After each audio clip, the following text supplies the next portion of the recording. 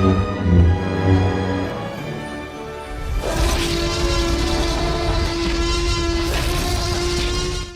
right, everybody. Here we are for episode 85 of Now Showing with Mike and Wayne. We've been doing this 85 episodes. That's a lot of episodes, a lot of content. We try to not repeat ourselves. It's going to happen occasionally, but it's also difficult picking these topics each week because I'm trying to find stuff that we haven't talked about or go in a different direction than we have before. I am notoriously guilty for repeating myself because I've got my favorites, and that's just how it is. Well, and I think, if they hear us talk about a movie several times and they haven't seen it, maybe that hits them over the head. Hey, I need to go watch this because they won't stop talking about it. So, good point. All right. So this week we're going to do comedians in film. So it's going to be comedians that made the transition from on stage performing to theatrical films.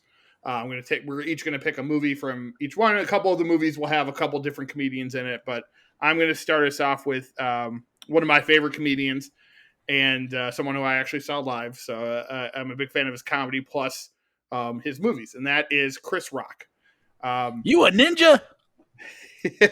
I was going to say Beverly Hills Ninja. He's done so many movies. I mean, I think at this point, a lot of people growing up probably think of him more as an actor than a comedian. But Wayne, you and I, when we grew up, he was mainly known, his good stuff was when he was on stage. He didn't do, he had a lot of bit parts in a lot of movies and wasn't in a lot of big movies until somewhat in the last 20 years, I would say.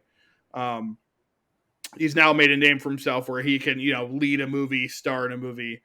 Some of the ones that I really like, New Jack City, Dogma, Bad Company with him and Anthony Hopkins. He did I Think I Love My Wife, which I thought was underrated. Obviously, he's in a majority of Adam Sandler films, The Longest Yard, which we've talked about several times. Week of Lethal Weapon.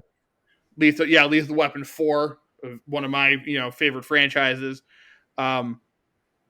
Bad Trip, he had a cameo in The Witches, both of those which we reviewed. Spiral, from the Book of Saw, the new Saw movie, he was in as the lead character. So I've always just been a huge fan of his. But one of my favorites came out in 2014, and that was one that he directed and he wrote, and it was it's called Top 5. It's it's not calling it a rom-com. I think is a bit too generic because it just kind of throws it in that category. That's kind of what it is, but it's more of it's a movie about a celebrity. So think something like Funny People, and he's trying to kind of figure his life out essentially, except he's not dying of cancer like in Funny People. Stars Chris Rock, Rosario Dawson, Gabrielle Union. The Top 5 is a reference to your top 5 favorite rappers. And so he's doing an interview. He's a celebrity. He's basically kind of playing a looser version of himself. He's like a big movie star now, a comedian that became a big movie star. Surprise, surprise. And Rosario Dawson plays this journalist who's interviewing him. And it kind of all centers around your top 5 favorite rappers. And they kind of develop this rapport with each other and kind of get involved in each other's lives. And it goes kind of back and forth throughout the whole movie. He walks indoors, you see other celebrities and stuff. But it is very similar to a Funny People, which I think is maybe that's why he kind of did something like this. Kevin Hart is in it, Cedric the Entertainer, J.B. Smoove, Tracy Morgan, Anders Holm, Jay Farrow, Michael Che, Sherry Shepard, Leslie Jones. So lots of comedians in this movie. Adam Sandler, Jerry Seinfeld, Whoopi Goldberg all make appearances as themselves. So it's just one of those movies that really, when I first saw it, it really just kind of stuck with me. And it's funny. It's relevant to today. It really, I think, does everything you want a Chris Rock movie to do. I do want to mention too that I meant to bring him up but Head of State and Down to Earth are two that I think people hate. I really like those ones too. So this is another, and those he directed those. So it's nice to see him, even though kind of having failures in the past, still willing to get behind the camera and direct himself. And put something out. I think this is probably his best work, in my opinion. It definitely could have gotten Oscar nominations and stuff for screenplay, but it was, of course, ignored, as most type of movies like this are. But yeah, it's one of the. I think people may have missed it.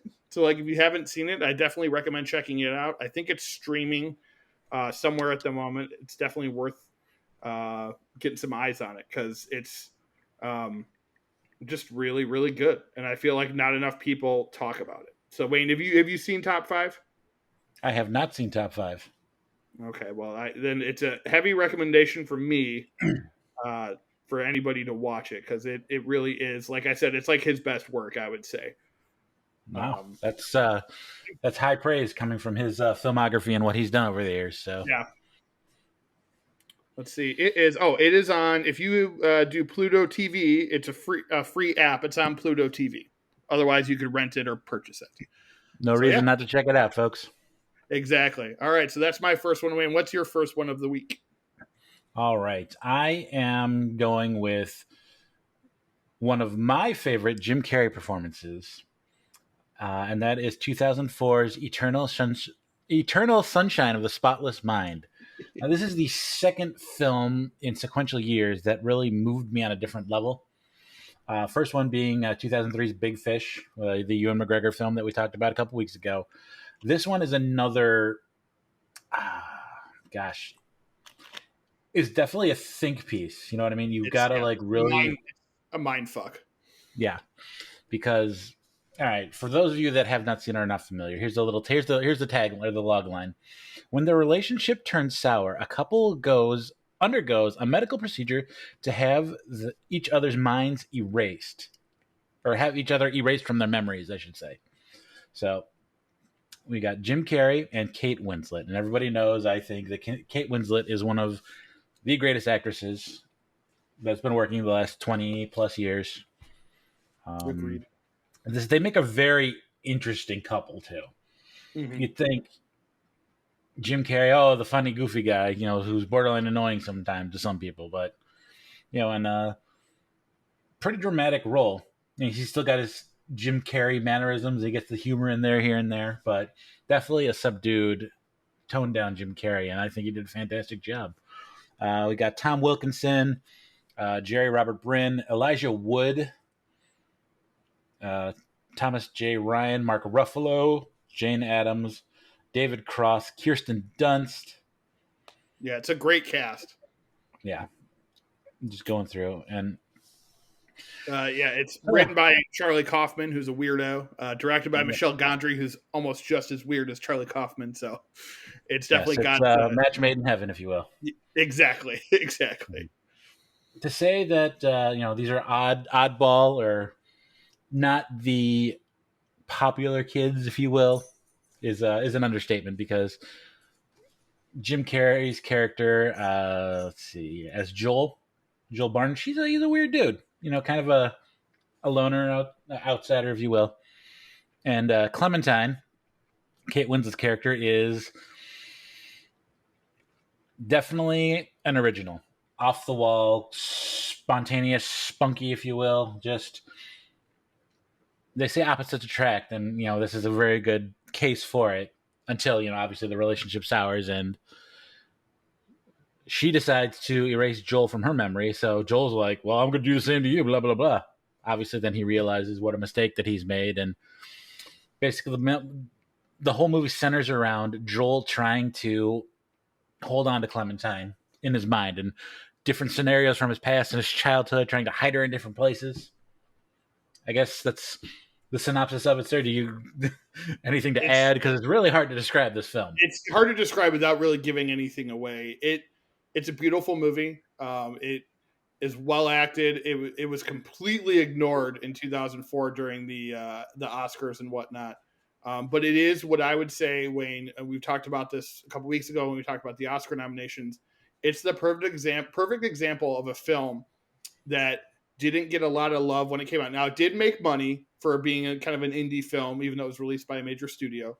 But the idea, I would say, it's an indie film idea, because it's something that not everyone can wrap their head around. But it has, I would say, surpassed like most of the movies that came out in 2004.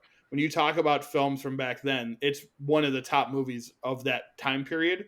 And I would say most people consider it, of the 2000 to 2010 decade, it's probably one of the best films on everyone's top 10 list of that decade, and probably even further than that. I hear people talk about this movie all the time. It's often mentioned. It's quoted. Halsey had an album that came out during the pandemic, her first one that came out during the pandemic, where she actually uses a line. The song is actually called Clementine, and then she uses a Kate Winslet line to either open it or end it. I can't remember which. And it took me a minute to realize where it was from, but every time I heard it, I'm like, I know that voice. I know it. And then I was like, oh, that's what this is from. So Right. it's made its way into the lexicon of pop culture for not being like, a big blockbuster film or a big nominated film. It was just a movie that I think a lot of people flocked to. And home video sales were through the roof when it came out. I worked at Blockbuster at that time. Everybody wanted to see this movie. So it was definitely one of those movies that's kind of lived on past its release date. And I think, again, audiences made that happen. That was nothing the studio did. I mean, obviously, you can give credit to Michel Gondry and Charlie Kaufman for making a magnificent film. But beyond that, it was the audiences that kept coming back and flocking to this movie and putting it on all these lists all the time. So what's funny is that when you think about Jim Carrey, especially, and obviously 90% of the people would think, oh, his comedies or In Living Color or this, that, and the other. My top 2 Jim Carrey films are this one and then 2001's The Majestic. Yeah, I always go through. I love, now people know me. Jim Carrey was always my favorite actor, comedian for a long time. I saw every movie he did, no matter if it was good or bad. But I too, even though I love his comedy, I would put this one is his number one, and then for me, it's maybe Truman Show or Majestic or Man on the Moon. Like those, his dramatic performances are something that I really liked a lot, and I think he's really good at it. And I wish he would get more chances. I don't know if it's his own doing or if it's people just because he doesn't make that much. His movies don't make a lot of money these days, but he really can act, and I think it's rare to have a comedian like him. And I think most of the comedians that we're talking about today have shown that even if it's not like Jim Carrey has shown that he's got so much range, just like one of the people I'm going to talk about later, where someone like Chris Rock or one of the guys you got coming up, maybe they don't have a lot of range, but they have range inside the movies that we're talking about. Like they were perfectly cast in those particular films. Jim Carrey is a guy that can play anything. And I think this movie is a good showcase because not only is he's funny in it, it's dramatic, it's emotional, it's got kind of everything in it to showcase a great performance from an actor. And it's just going back to The Majestic really quick for a second. That scene where between Jim Carrey and Martin Landau, where they believe that he is Peter Appleton, and they're showing him all around this town, and then he brings him to his gravesite, and oh my gosh, the emotion of that scene is just from The Majestic. People, I don't know if you said that before you said that. When Martin Landau's now in Eternal Sunshine, but then I remember that he was in Majestic. It's a great. The Majestic was a weird one, I think, when it came out for people, because I think up until that point, his dramatic performances had comedy in it. Truman Show had comedy in it, and so did Man on the Moon. And then The Majestic comes out, and it's really a straightforward drama. Mm-hmm. And I think it was really good for him to do that type of a movie because it showcased that he could actually give a performance without getting any laughs. Right. Because, we had Man on the Moon in 1999, which right after the Truman Show, I think it was a year before. It was like a year apart from each other, yeah. Yeah, so that's like really where the range stretching came. It was like, all right, look at this. Okay, this guy's more than just a one-trick pony. Yeah, and I think some people were put off by the fact that he wasn't funny in it. They were like, well, why am I watching a Jim Carrey movie and I'm not laughing? And I'm like, because it's freaking amazing. Like I went and saw that movie in theaters and I was like just engaged with it because it was just so good. It was so dramatic. And he was so good in it. It's a Frank Darabont film. Darabont is incredible. So it's definitely, I think, one that doesn't get talked about as much when you talk about Darabont or Jim Carrey. But, like I said, Eternal Sunshine, I definitely do agree is the better movie. And people should see both of them. If you haven't seen either The Majestic or Eternal Sunshine, they're usually floating around streaming somewhere. And like Wayne, you said, the best thing they could do for Eternal Sunshine to make Jim Carrey shine in that film was cast Kate Winslet. Because Kate Winslet is amazing in anything. It doesn't matter what she's in. Even if the movie sucks, you're like, oh, well, at least we got Kate Winslet. She's one of those kind of once-in-a-generation type actors who is always going to bring it. And pairing them together was a brilliant idea. So I think it really, really worked, and it helps that movie even be more successful. Yes, sir. All right. So my next one is probably one of, and it's funny because I haven't really been alive when he was a comedian, because he did it early in his career and then he turned to acting and he kind of stopped until recently. But Steve Martin. And Steve Martin, the Father of the Bride, Parenthood, Planes, Trains, Automobiles. Dirty, Rotten Scoundrels. Dirty, Rotten Scoundrels. My favorite. You have Novocaine, which is like a very like dark comedy. There's another one that I really like that I'm drawing a blank on at the moment. That was more his of like cameos in Little Shop of Horrors. Little Shop of Horrors. Yeah, his cameo. Like Shop Girl was the other one I was thinking of. Another really good movie that he's in. But I'm gonna stick with the funny one for this actor, and that is Steve Martin or Steve. I already said Steve. That's Martin. A great movie. That is Three Amigos, which stars also comedian Martin Short, and then I don't know, he wasn't really a comedian, but comedic actor / SNL alum Chevy Chase. Three Amigos is directed by the great John Landis, written by Martin, Lorne Michaels, and Randy Newman. So it's kind of like spun off of an SNL, like, I don't want to say idea, but it had a lot of SNL roots to it, even though Steve Martin, people forget, like, he wasn't on SNL, but he was on SNL a lot because he hosted a lot and they would bring him in for bits and stuff. So he kind of has that pedigree in him, even though he never really was an official cast member of the show. He obviously did the Wild and Crazy Guys with Dan Aykroyd. But Three Amigos is a story. God, I can't speak today. Is a story about three actors who are unemployed, and they take a gig in Mexico that they think is like a play, almost they're going in for a performance, almost like a party type thing. And what they really this town, which is under this reign from this horrible villain in Mexico, El Guapo, I believe is his name.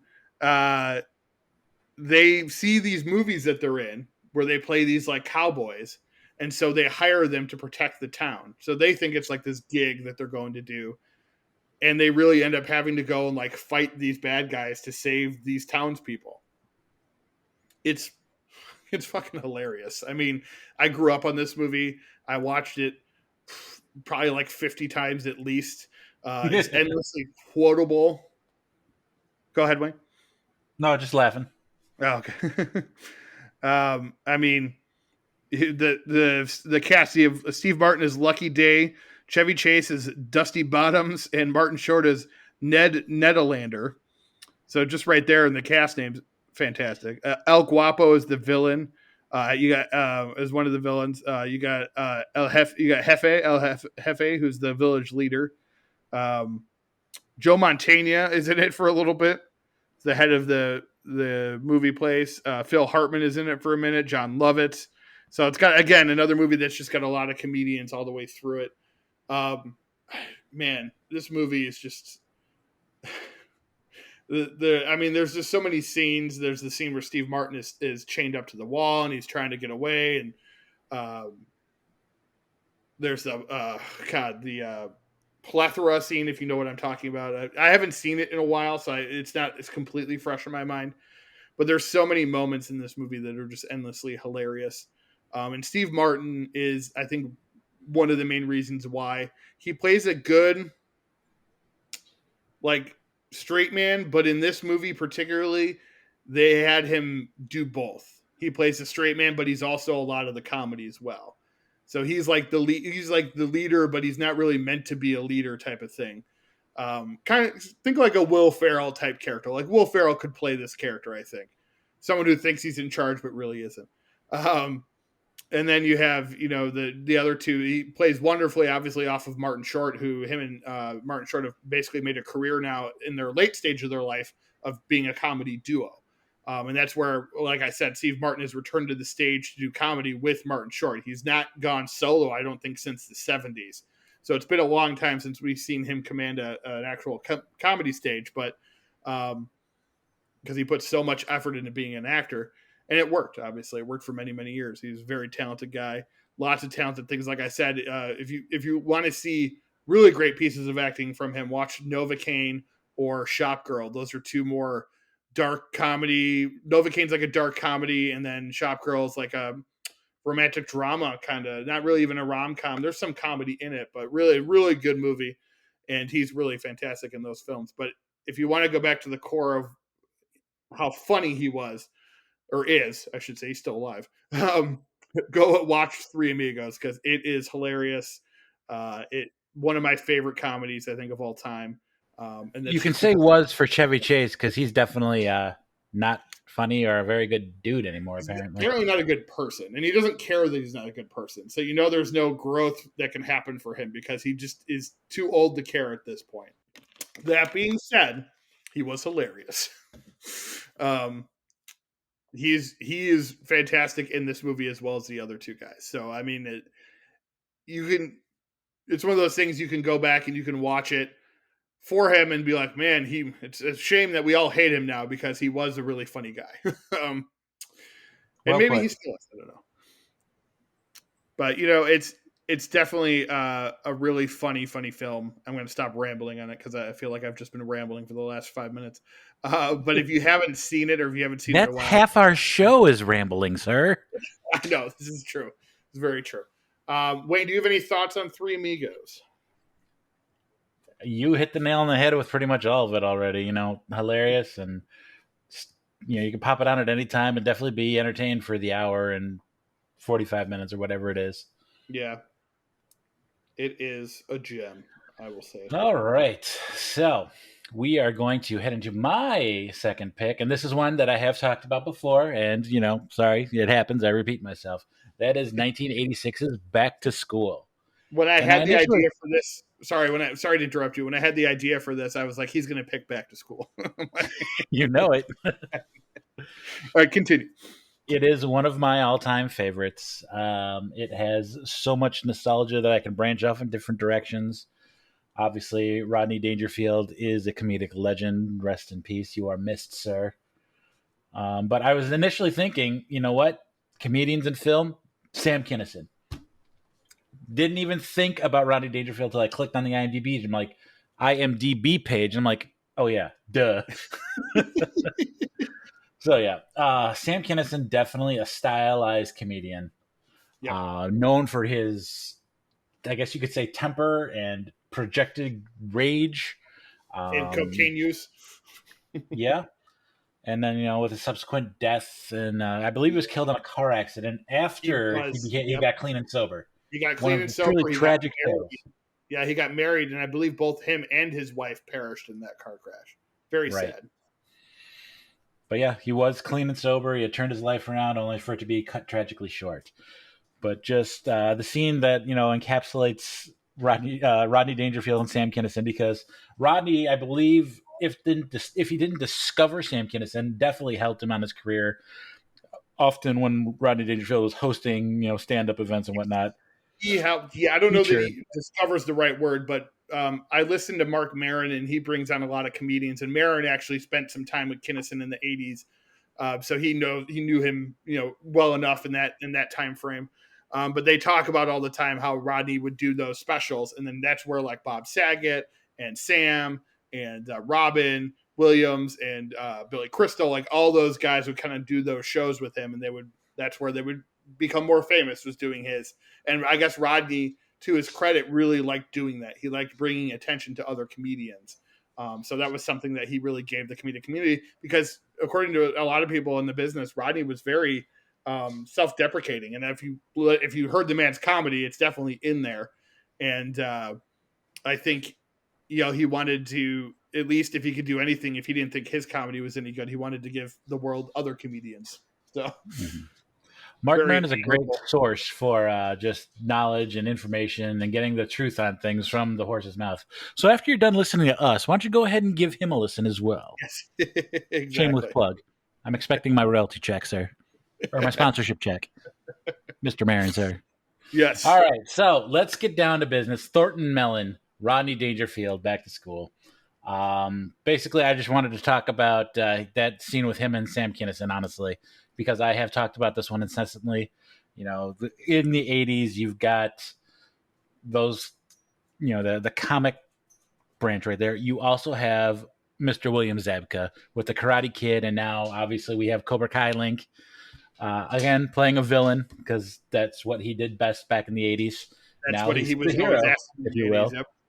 the anti-hero, I guess. Mm-hmm. Um, you've got the recently departed Sally Kellerman playing Dr. Yep. Diane Turner.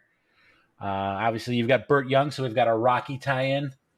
You've got Keith Gordon with Christine, taking it in a horror direction.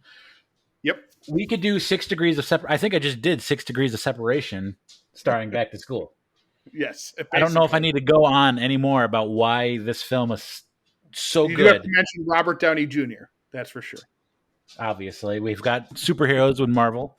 Yes. So, I love M. Emmett Walsh as the coach, and the scene between him and Rodney when he realizes that Rodney is the one that came up with the triple Lindy, was incredible. I love that scene. I remember that scene vividly.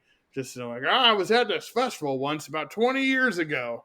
I've only seen one person attempt it and succeed with that. Yours truly. Yeah. Diane, meet my nieces. It's so quotable. You got Ned Beatty as Dean Martin. Hello, Yep. haha.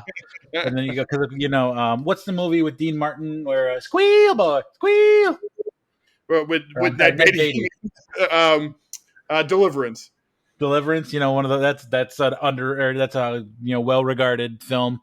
Yes. So, just pointing out the 8 degrees of separation and the spiderweb effect that ties into Back to School. I don't really have anything else to say about it that I haven't already said, sir. So, thoughts? I'll talk. Yeah, I'll talk. I love this movie. It's fantastic. I probably saw it for the first time maybe 15, 20 years ago, but I've watched it numerous times since then. Yeah, my dad used to have this on when I was a small child, so probably not the best thing for me to pay attention to, but that's not the worst either. Honey, you're perfect. So I do want to talk about some of the pedigree behind this film. First, I'll mention Keith Gordon. Was an actor. Now he's actually a director. A lot of TV shows. He directed episodes of Dexter and plenty other kind of a horror type TV shows. I'm about to listen to him on the Movie Crypt podcast. They interviewed him a month or two ago, so I'm going to listen to that one. I'm interested. But you mentioned Robert Downey Jr. Kurt Vonnegut shows up as a friend of Rodney's character, but also. So just to lay it out here, it was produced by Alan Metter. I'm not sure what he's done, but one of the guys that wrote the screenplay, Harold Ramis. So there's that. We've talked about him numerous times. Story was by Rodney Dangerfield. Chuck Russell was produced this film. Chuck Russell is the director of the Blob remake, and he directed Nightmare on Elm Street 3 or 4. I think it was 4. And then Danny Elfman did the music. So, and that was right around the same, that might have been the same year he did Pee-wee. So that was the first 2 times that he did music because he worked, he was in Oingo Boingo and actually on screen in the bar scene, it's a dead man's party. Leave your body at the door. Yeah. So classic. Exactly. And I'm sure that's why that was in there. And Elfman, recently I watched something where he talked about he had never thought about doing a score before, and Tim Burton was like, "Hey, you want to do the score to my film?" And he's like, "I guess so." And that's started off one of the guys, probably one of the most famous music composers for film of all time. And it was this movie and Pee-wee's Big Adventure that were his first 2 films. So that's just good way to start. Yeah, that John Williams guy. Yeah, he did a couple of sci-fi things, I think. Never heard of him. He did those indie Star Wars films. Yeah, I mean, Kinison, you already hit it on the head. Kinison is fantastic in this. Adrienne Barbeau also makes an appearance as well. So this has a great cast. I was always I liked it because Robert Downey Jr. wasn't a douche, because he kind of had the William Zabka roles in a couple of films in the 80s where he's the Weird dickhead. Science. Yeah, Weird Science specifically. So it was nice to see him in this as just kind of the nerdy best friend. So I like that aspect to his character. But yeah, no, it's a really solid film. If you haven't seen Back to School, it's one of those ones that I think people look at like, oh, really? Is that any good? It's good. Trust me. It's really funny. It's well written. Rodney, it's a perfect role for Rodney. This is, we talked about Jim Carrey being like a full on actor. Rodney was never a full on actor, but there were certain roles that he was perfect for, and this was one of them. So if you haven't seen Back to School and you like Rodney Dangerfield, definitely check it out. All right. So moving on to my last one. We're going to talk about Jamie Foxx, who is like a triple threat. No, not that movie. And he has done basically everything. So he's an Academy Award winning actor. He is a musician. He's a comedian. He has been in numerous films. Too many to count, really. But the one that I want to talk about is from 2004. It stars him and Tom Cruise, and it's called Collateral. And it's directed by Michael Mann, who he's worked with before as well.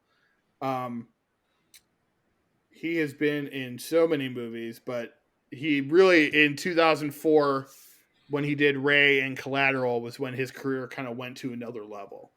And he, again, similar to like Jim Carrey doing like The Majestic, Collateral and Ray did not require any comedy. Up until that point, he really had just done movies that, similar to Chappelle and early Chris Rock stuff, where it was just a comedy and he was in it and it was, he was funny in it. This was where we got to see like the real serious Jamie Foxx. And it was a phenomenal performance. He was actually Oscar nominated for, I believe, Best Supporting Actor for Collateral. And then, like I said, he would go on to win, I think, the next year for Ray for Best Actor. But so it starts out, I think everyone basically knows the basic plot to this movie.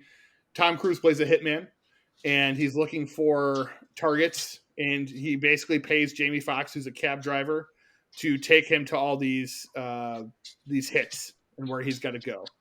And so it's kind of like a race against time type of thing. And, Jamie Foxx trying to find a way out. It's got a great supporting cast. Mark Ruffalo plays the police officer that's on their tail. Jada Pinkett Smith is in it. Peter Berg, Bruce McGill. Let's see, Javier Bardem, Emilio Rivera. Jason Statham is in it in a quick cameo. Really, he plays Airport Man. He's like supposed to be like another assassin, but you don't really. He's just in it for like a quick 5 seconds. This movie, when it came out, it's so cool looking. Michael Mann is obviously very stylistic. Everybody knows like Heat and Manhunter. So it looks beautiful. Both Tom Cruise and Jamie Foxx are really good in this movie. And it was just kind of like, the question was, how would Jamie Foxx hold up against someone like Tom Cruise, who, despite what people may think of him, is a pretty incredible actor? And the answer is he's on his level. And actually, what's surprising is Jamie Foxx has an Oscar and Tom Cruise does not. So it's kind of interesting to look at it that way. But I think, like I said, this movie led to his later career that he's in now, where he could basically pick any movie he wants to do, because he could do a drama, he could do an action film, he could do a comedy, he could do an animated film. He does it all, and he does it all really well. And this movie showcased his true acting abilities for us to see. And I think it does have lots of cool action sequences. I think a lot of people remember the nightclub scene with Tom Cruise, all the lights and stuff, a very just kind of crazy scene. But yeah, it's really, really well done. People still talk about it, so it's not like it's unknown, but I don't think it's as widely talked about as it probably should be, just because it's really a really, really good film. I think some people maybe put it past it like, oh, it's an action film, so it's not really worth talking about as much. It's really not, I would say, not really an action film, more of a thriller. And it's got great rewatchability. I mean, you can watch this. It's one of those movies I think you can put on any time and watch it, and just be in awe of both of their performances. So, Wayne, any thoughts you have on Collateral? Great film. I haven't seen it in a long time, so I remember just the basics, but I do remember being like, all right, steaming Willie Beeman, not Yeah. bad. Steaming. Yeah, that's right. He did Any Given Sunday before this. That actually, that's a good point because that actually showed some of his dramatic chops. You got to do a scene with Al Pacino in that movie, maybe preparing him for working with Michael Mann. Um, but I do think even in Any Given Sunday, he still kind of had that comedic charm to him as well. And Collateral, that's basically gone. It's a very serious film from start to finish. Um, and yeah, so I think if someone hasn't really like seen a lot of Jamie Foxx movies, watch this movie, and this will prepare you for any other movie that he is in. So that's how I would end it. All right, Wayne, what's your final film, sir? All right, so previously I went with one of the classic comedies of my life. Going completely different direction this time. I'm going with 2009's Precious. The focus of it being Monique, the stand-up comedian, turned amazing. I don't know what you would drama actress that Mm-hmm. kind of set the world on fire in 2009, especially when it was award season. So the Also log has line more for Oscars than Tom Cruise. I'm sorry. I said also has more Oscars than Tom Cruise. So the Precious was directed by Lee Daniels, written by Jeffrey Fletcher and Sapphire, based on her novel Push, starring Gabore Gabore It's Sidibe. yeah, Gabourey. Gabourey, my apologies. No worries. Monique as Mary, her mother, and then you've got a list of supporting actors and singers that you may have heard of: Mariah Carey, Lenny Kravitz, Sherry Shepherd, Paula Patton, Let me China know when you think of Lane. somebody I'm supposed to know. Just kidding. Okay. All right. So here's a little tagline. In New York City's Harlem, circa 1987, an overweight, abused, illiterate teen is pregnant with her second child. She's invited to enroll in an alternative school in hopes that her life can head in a new direction. Turns out that she is pregnant by her father for the second time. So Gross. this touches on a lot of different, very triggering subject matter. Obviously, sexual abuse, even worse coming from a parent. Just coming from her mother depends on welfare and doesn't really do much of anything to improve her status or situation. Just kind of goes with it. Um, yeah, man. This it just is very interesting to see. Because the scene where I don't know if are you familiar with this one? I actually, unfortunately, and I feel bad for this, I haven't seen this one. I've only seen bits and pieces of it. Gotcha. There's a But I'm scene familiar with where it in a sense. she basically steals from a fried chicken place Okay. because they're hungry and starving, and she knows where items are located, so she asks for something specific where the clerk, the counter person, has to go and find it. She grabs the chicken and just makes a run for it. Granted, she is very overweight and she's got chicken hanging out of her mouth as she's trying to run down the street. It's comical at first in a sense to visually seeing this, but then when you stop and think about it, it's like you know she's got to steal food to survive, and she's like 14, 15, or I forget exactly how old she is in this.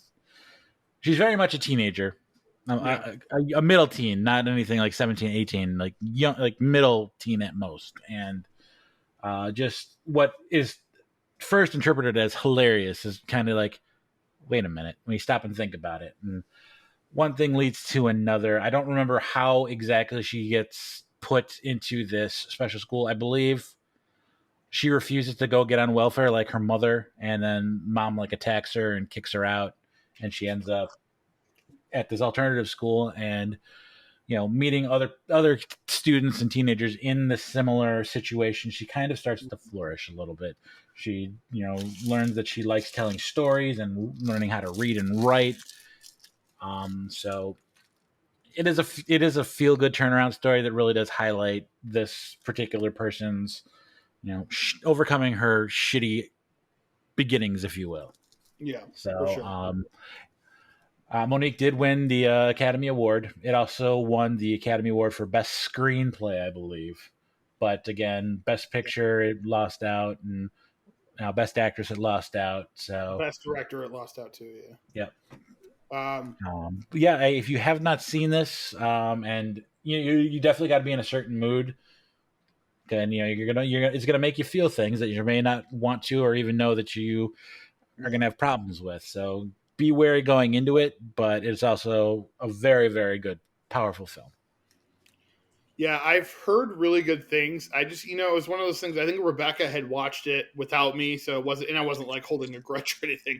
I just was like, oh, okay, well, I'll get to it when I get to it then. And I just never got around to watching it. Yep. But I have seen bits and pieces of it. I think, it's one of those movies because Monique's not in it a whole lot, right? So it's like her performance is based on a couple scenes, and I remember there's Yeah, a maybe scene a like quarter of the movie, maybe a third at most, it but reminded they me are of powerful. like Mahershala in Moonlight. Like that's what Yeah. it like. Even though I haven't seen the full movie of Precious, I remember them playing that clip of her and Precious yelling at each other in the kitchen, and I Yep. think that's basically what got her this Oscar was that scene. Um, and it's impressive. I mean, just again, not seeing the full movie, seeing just the clip that I've seen, it's an impressive performance from someone who we really haven't seen anything from her before that, and sadly, she hasn't really done much after this. I don't know. I know there was. She claims I think there was some thing against her in the industry, possibly because maybe she said some. I don't remember exactly what the her issue was, but I know she said that she lost out on roles to certain things because she was spoke up about things or something. I don't remember exactly, so I'm not going to put words in her mouth or anything. Her last IMDb credit was 2016. So yeah, it's been Yeah, so what, 6 years? Going on 6 years now. yeah, 6 years ago, for someone who won an Oscar in her very first dramatic performance. So a little weird that happened that way, but it's definitely a movie with a lot of like award pedigree. Lee Daniels has done many of films that have been in that he's started out producing. He produced Monsters Ball, which was an incredible film. I think people really remember that one. We talked about that one before too. This, I believe, this wasn't his directing debut, but this was only like his second film that he directed. So to get the praise that he did, to get the Oscar nomination that he did, just early on in his directing career. Let me see here. Yeah, Precious was his second directed film. He did Shadowboxer with Cuba Gooding Jr., which was decent, and The Woodsman, which with Kevin Bacon, which I really like. He produced that one. That's a hard movie to watch. But yeah, I'm definitely gonna see Precious. Actually, what's funny, Wayne, is I've basically seen like all his other movies. I just haven't seen Precious, which is like his highest rated film. But even look like I saw The Paperboy, I saw The Butler, I saw United States of Billie Holiday or versus Billie Holiday, which was the last year. So I'll have to give this one a watch. But I do always appreciate too when people put like Lenny Kravitz in a movie because he's actually a really good actor, and I think a lot of people forget that because he's mostly known as a singer. Even though I think the current generation he'd probably be mostly known as an actor because I can't remember the last time he actually made a song. Yeah. Or he's One of known the as. things I find. Sorry. Go ahead. One of the things I see interesting here, she played Ma Rainey. Monique did. Oh, did she? 5-6 years ago, and something else. And yeah, obviously we talked about Ma Rainey's Black Bottom, what, almost a year ago now. Yeah. With Chadwick Boseman and Viola Davis. Yeah. Mm-hmm. Gabrielle Sidibe, though, this was their first movie. She was one of those like they wanted an unknown and they cast her, and she was as everyone said, she was incredible in it. She's made a career in the business, so good for her. Paul Patton, I've always liked. Mariah Carey, we reviewed Glitter, which is like one of her only other acting performances.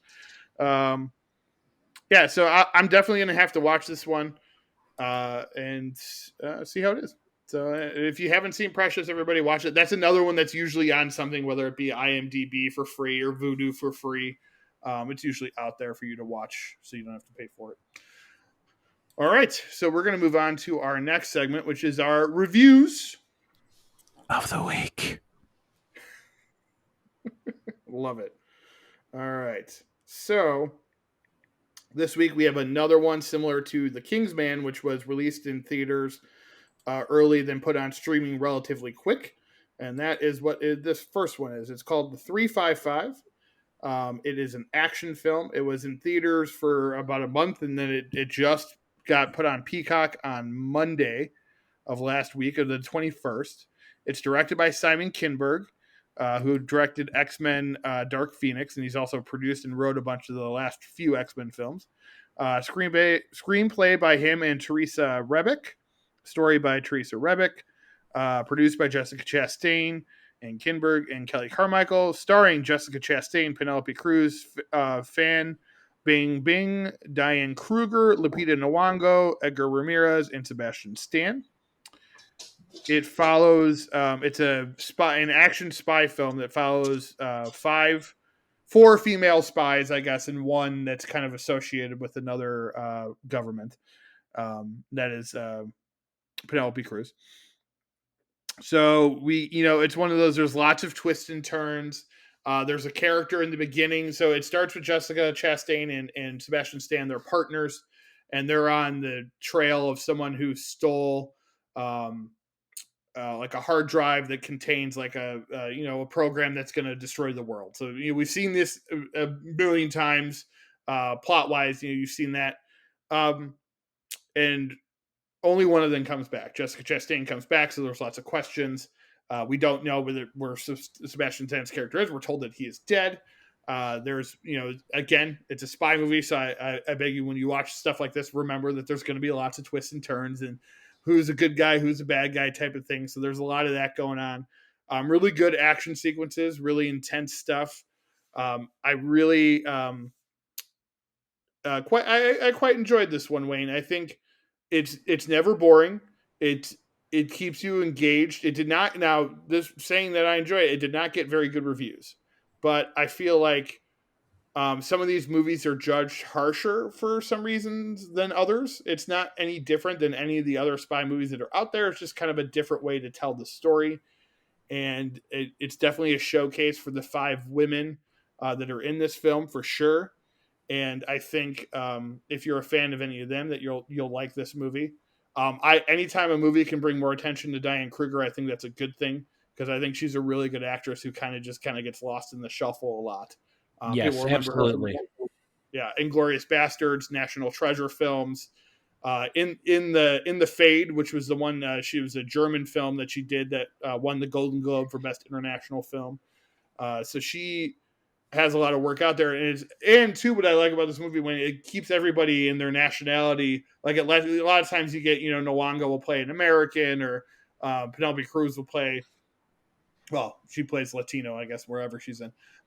She actually, I don't think she plays her actual where she's from, because I think she's supposed to be Colombian in this, and I believe she's actually from Mexico. So, but regardless, you get Diane Kruger, who speaks in German, and Fan Bingbing, who's Chinese.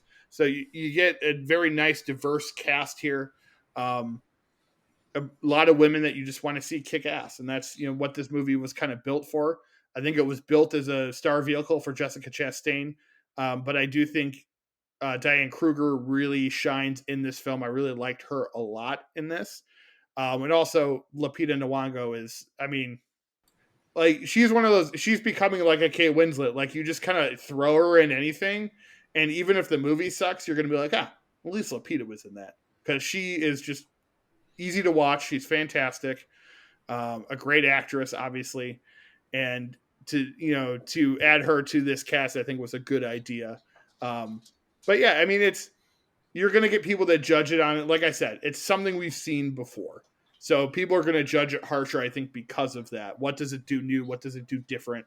I think it's a good starter for a franchise. I don't think unfortunately, I don't think we're going to get a franchise out of it because just it didn't do very well. But maybe if people discover this movie on Peacock, they will enjoy it, and that'll help them get more sequels or TV shows or whatever. Um, but yeah, I did enjoy it. Wayne, what are your thoughts on the film? Hey, I get to talk now. Fantastic. Sorry. I loved it. I thought this was a nice mix of Born Identity, and obviously when I saw Diane Kruger, I was like, "Oh, good, National Treasure." They're not obviously treasure hunting. Well, I guess in a sense they're treasure hunting because of what they're after and whatnot. But being as vague as possible without completely spoiling everything. Yeah, a lot of fun. Kind of makes you question things. It's like, all right, what's going on here? And some crap moments and some look at that moments, and obviously being as vague as possible. Very, very good. It really pisses me off that people don't like this, because I want to look at them and go, what the do you want then? Like, you have nothing to complain about, in my opinion. Is it perfect? No, but what is? But seriously, it's nitpicking at this, and I don't know if it's because 5 women are the stars or what people's problem is, but they're all crazy because it's a fantastic film. Actually, I'm going to try and talk Miranda into watching this later, because it is a really good spy espionage, a lot of twists and turns in there. I don't know if she'll be receptive to it, but fingers crossed. Yeah, I think it's one of those movies. It's easy to watch too. It's like 2 hours, but it doesn't feel like it. It flows pretty quickly.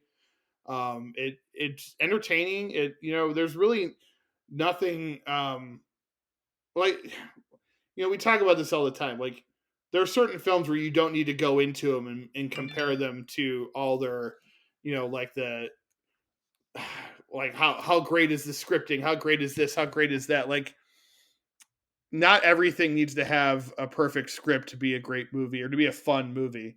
And there's so many people get caught up in that. And I know we sit here and we review movies, and people are like, "Oh, you probably should care about that kind of stuff." And we do when someone tells us a movie is supposed to be good for this. Well, why? This is just entertainment. This one, I always like to say that movies aren't just entertainment. This film, though, is just for entertainment value. It's meant to make you laugh, make you smile, enjoy the action sequences, go at some of the espionage shit that goes on behind the scenes. Some of it's pretty predictable, but overall it's a pretty good film. Jason Fleming as the villain, I thought was pretty good. It sounds like Wayne liked it a little bit more than me, but I still enjoyed it. I had a great time with it. And I would recommend it to people just looking for a fun film to watch. I would say 7 out of 10. Wayne, what would you rate it at? I was going to go 8. 8, yep. That's where I was thinking you were going to go. So it's right in line with what my thoughts were. Yes, sir. But yeah, no, it's definitely, if you have Peacock, definitely go over and watch this. I don't know how long it's going to be on there, because Halloween Kills debuted on there, but they took that off eventually. So it could be one of those things they'll have it on until it hits DVD and Blu-ray. But yeah, definitely go check it out. I think it's worth your time. And I think, this is the second Peacock movie we reviewed in the last couple of weeks. We did Marry Me, which was another one that was decent, decent Hollywood film. This fits into that, just a good, entertaining, fun film. So go watch it. That's what I'll say. All right. So the next one, I knew nothing about this movie. It's a 20th Century Fox movie that they just sent straight to Hulu because there's no big stars in it. And, you're not sure what you're going to get when you see something like that. Like, oh, well, the studio didn't have any faith in this movie. What is this? It's called No Exit, and it's on Hulu right now. Just debuted on Friday. It is a thriller through and through. It's the first, I would say, Wayne, the first 30 minutes are a mystery. Yes, absolutely. And then after that, it's a survival thriller, essentially. So it's kind of like 2 movies in one, which I don't mind. I like when that happens. I like when there's a change in tone. It keeps me interested. And I thought this movie really kept me interested the whole time. It was very engaging. It really kind of jumps right in from the get-go. There isn't really a lot of downtime to get to what the thrilling part of this film is. So I was waiting for a couple of things to happen in this. I was waiting for Dennis Haysbert to go, Allstate. Or, of course, fuck you, Jobu. Yes. And then we've got Dale Dickey, and I'm waiting for her to go, I ain't no skank, from Breaking Bad. Oh, yeah. They're both great in it too, and I didn't know they were in it. Like those are like the most known people in it. It does star Havana Rose Liu and Danny Ramirez, along with David Rysdale. Well, you already mentioned Dale Dickey and Dennis Haysbert. Mila Harris. Let's see. That's pretty much it for the main characters. It's based on a novel by Taylor Adams, written by Andrew Barr and Gabriel Ferrari. Um, the plot is you have a woman who we meet her is in rehab for like the seventh time, as she says. That is Havana Rose Leo. She plays Darby. She gets a phone call that her mother had a brain aneurysm. She's still alive, but she's in the hospital, and so she wants to go meet her. But she's had lots of problems in the family, so she's OD'd. They found her, that kind of, which some of that you learn later, but it's not. I'm not spoiling it. It really doesn't matter. They tell her not to come, so she ends up stealing a car, a phone, and trying to go. And then a huge snowstorm comes, and she stopped on the side of the road because she can't see where she's going. A cop comes over and is like, "Hey, what are you doing here?" He tells her to go. The only options are to go back or to go to the rest stop and wait out the storm. So she chooses to go to the rest stop. Well, she gets there. There's like 4 cars in the parking lot, I think, 3 or 4. And she goes inside and there's people in there. And then where the whole mystery aspect comes of it, she goes outside and she's trying to get a cell phone signal. So she's looking, and all of a sudden she hears this noise coming from this van, and she sees like a hand hit the window. And so she sees this girl tied up in the back seat of this van, and she doesn't know what to do. So she's scared. So her main thought is to go back inside and kind of try to figure out whose van it is. So we don't know this. This is where the mystery part comes in. I'm not going to obviously tell you whose van it is. You got to watch the movie. So it becomes like this kind of nerve-wracking thriller of her trying to figure out who's the owner of this van and when she's going to tell someone. And so certain things happen. And when we eventually find out who owns the van, then it turns into this survival thriller, and where she has to basically survive the night. And kind of like, oh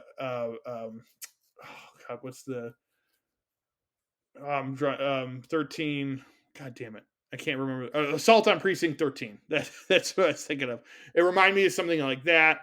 I immediately jumped to Reasons Why when you said 13. No, yeah, 13 Reasons Why. It's not like that, even though that is also a mystery. Other one, like Kimmy, we just reviewed. It's got some similar elements to Kimmy as well. It's nice when a movie just kind of comes out of nowhere and you're like, oh wow, like this is a solid thriller. I really enjoyed this from top to bottom. The cast was great. The plotting, the cinematography, everything just worked out in this film. Just kind of like it, again, it looks nice and glossy because it's a studio film, but the way it was released almost kind of feels like they had no faith in it whatsoever. But it is getting good reviews and stuff online and stuff. So hopefully people kind of flock to Hulu to watch it this weekend. It's a really good thriller. I know people kind of like these type of films. Wayne, what are your thoughts on No Exit? Edge of your seat type of thing. Yeah, really good. You basically hit all the plot points I was going to talk about, which is fine. I just surprised by it. Like I said, aside from my hopes of hearing a Dale Dickey and Dennis Haysbert quote from the past, which I obviously didn't expect, but I just, chuckle at the thought of it. So good stuff, though. Yeah, anytime I see Haysbert, it's hard not to think of Major League. So where would you rate this film, Wayne? Right around a 7.5. Okay. 8 right there. Again, I liked it on par with the 355. Like I said before we started filming, doing pre-pro. Great week of films that we reviewed this week. Wow, that was weird. It was a great week for reviewing film. Yes. Both movies were solid, entertaining films. I would give it an 8 out of 10. I really, like I said, I quite enjoyed it. We definitely were giving you obviously 2 high recommendations for this week. Go watch the 355 on Peacock, and then head over to Hulu and watch No Exit. I will allow Wayne to speak because apparently I'm talking too much in this episode. Um, what have you watched this week, Wayne, that you would like to talk about? Anything specific that you've seen? I got to watch Belfast, one of the pictures that's up for Best Picture. It is a very interesting coming of age film in Northern Ireland, obviously in the Belfast area, and in regards to the turmoil and the uprising between the Protestants and the Catholics and what was going on in that 60s, 70s time period. It's all in black and white, and it's from the son's perspective of his father works in England, so he's only home sporadically and whatnot, and just struggling to keep their head above water. And when opportunity comes, they don't know if they want to leave Belfast, and just relationship with his grandparents. He has the child has a special relationship with grandma, and it's different for grandpa. Obviously, the only face that I really knew was the grandfather, who was he played Mance Rayder in Game of Thrones. Yeah, and of Karen course, I Hines. don't have it queued up. So I'm sorry. What did you say? Karen Hines. Yeah, him too. Yeah, or her. That's it. And then obviously Dame Judi Dench was in it as well. Yes. Fantastic. I recommend everybody seek it out wherever they can. I did not watch it on necessarily legal manner, so I'm not going to talk about how I did it, but yeah, definitely check it out. I don't want to talk too much about it because it'll start to give some of the other interesting things that happen in the film away. Other than that, I've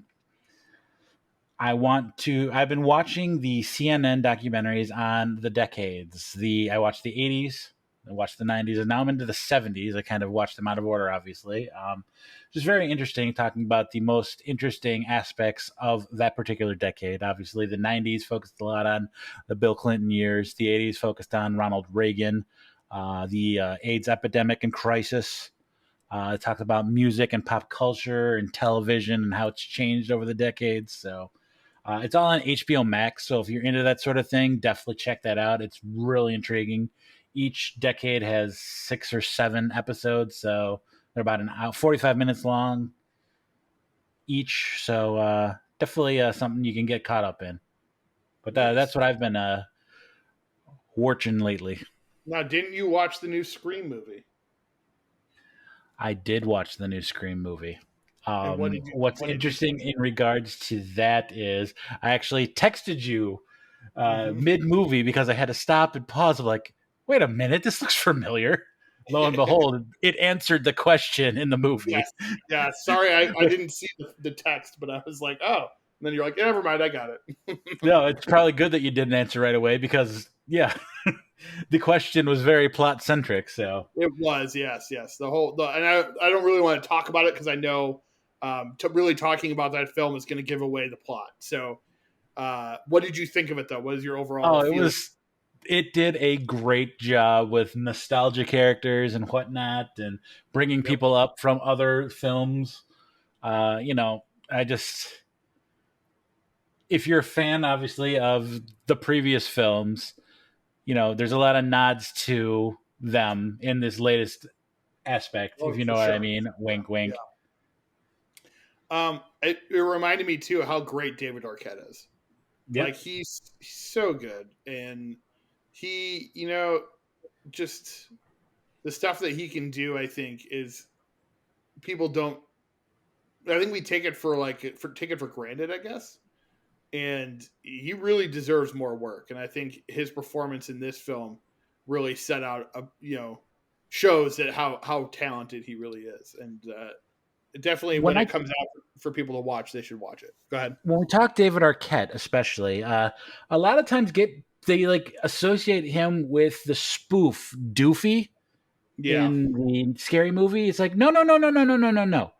Yeah, that's a complete exaggeration of his character in Screams. Like, I don't know. Like, I thought it was just like a 1 or 2 person thing.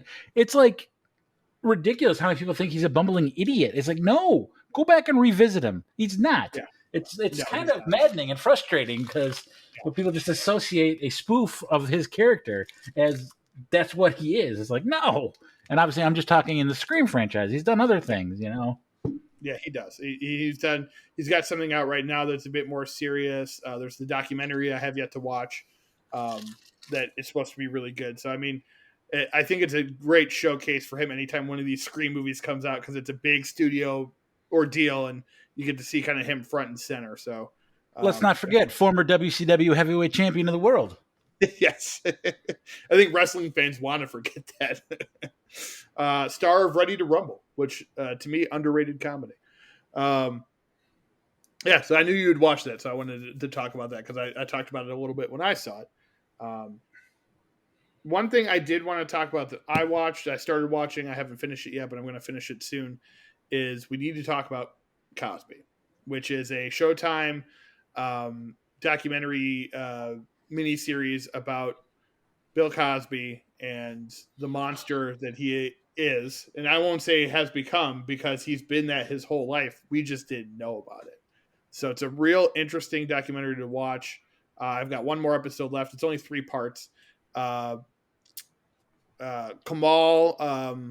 from CNN, the comedian, he's the one that did it. W. Kamal Bell.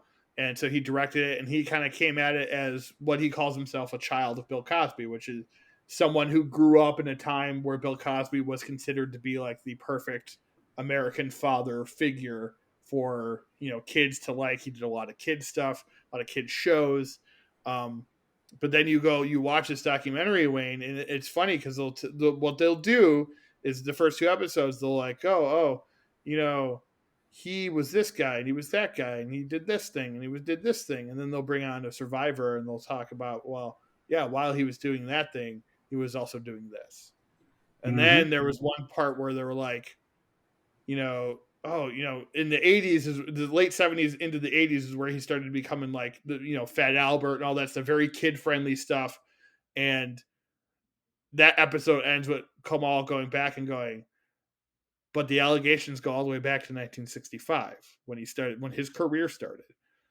So like this stuff had been going on for his entire career, and anybody that knew didn't say anything. A lot of people obviously just didn't know, and it's interesting to watch the reckoning happening like in real time. You know, a lot of times we have to kind of go back and be like, oh, this is something that he did such a long time ago. Like the fact that we found this out in like 2014, and then basically the reckoning has been started since then, and it's just been going. And so this is kind of, I think, a documentary for people like me. And I don't know about you, Wayne, but I grew up on the Cosby Show.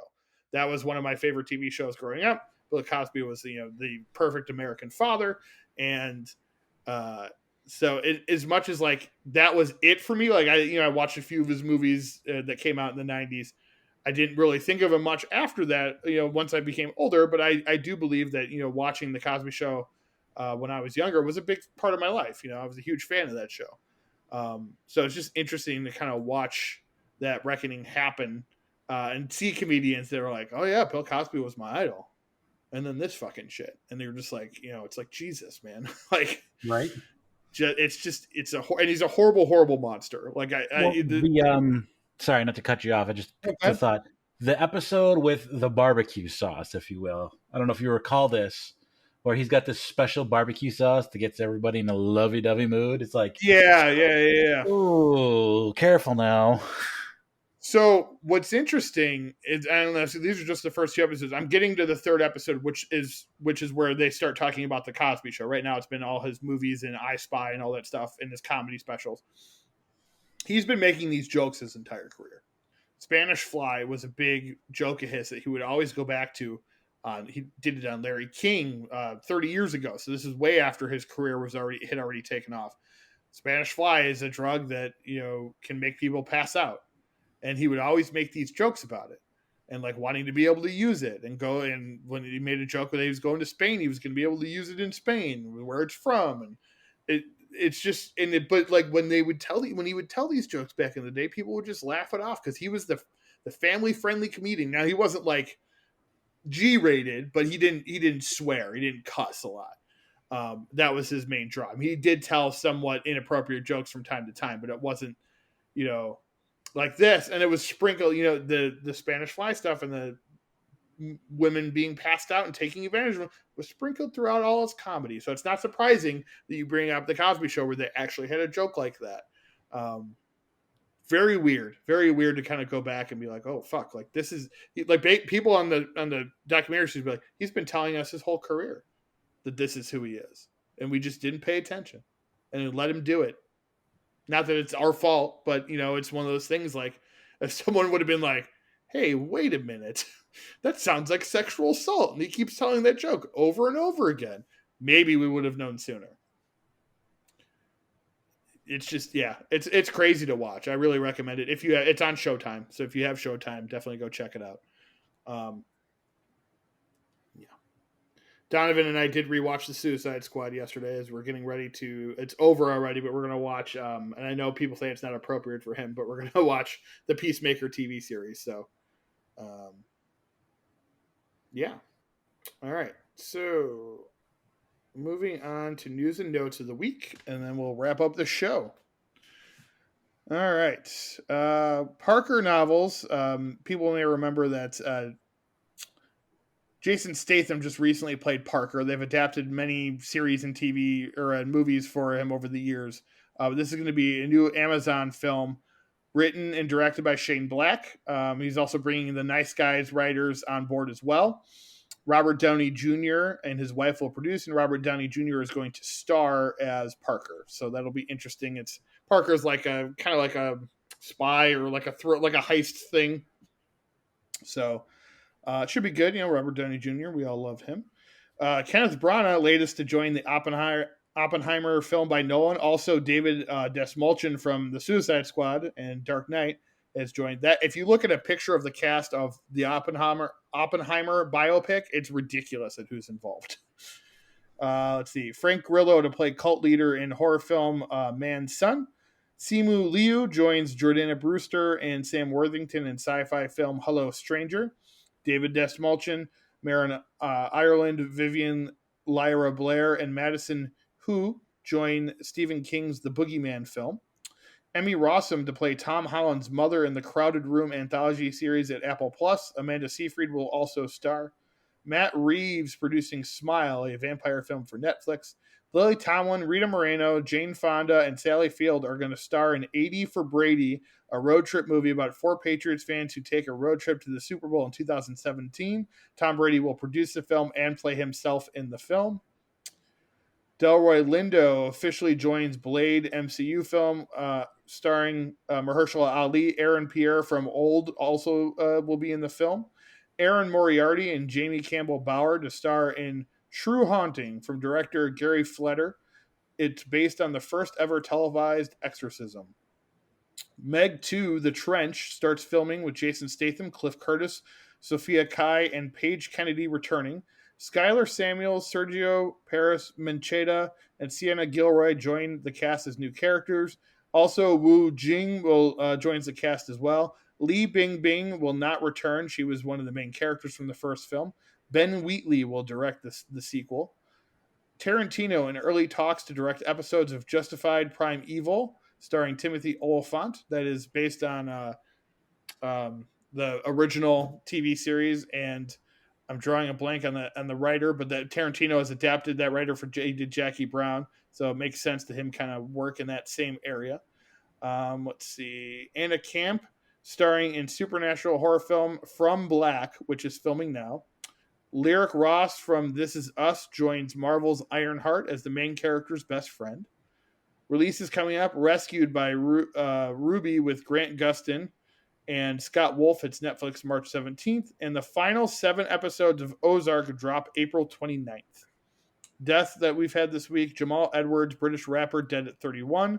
Bob McDuff Wilson, This Is Us and I Think You Should Leave with Tim Robinson has passed away. Lindsay Perlman, General Hospital, found dead at 43. The Amazing Jonathan, magician and comedian, dead at 63. Mark Lonigan, Screaming Trees, and Queens of the Stone Age singer, dead at 57. And as we mentioned before, Sally Kellerman from MASH, the Mark Maron TV show, and Back to School, dead at 84. Wayne, your final thoughts for the week? I can only hope that in our subsequent weeks coming up, we have movies as good as we had this week to review. Me too. It's always fun to talk about good movies. It's never fun like we did last week when we kind of railed into the Kingsman. We didn't do that like wanting to do that. It's just that we had to, get our opinion out there of what we thought of that film. So hopefully coming up, we've got some great movies that we can get you guys to go watch. As always, we appreciate you for listening to our podcast. Next week, we will be reviewing West Side Story, the new West Side Story from Steven Spielberg. I'm not sure what the topic's going to be. We'll figure that out. But you all have a great week, and thank you for listening to Now Showing with Mike and Wayne. Ronald Reagan, the actor? Hasta la vista, baby. Hey, everybody, we're all going to get laid.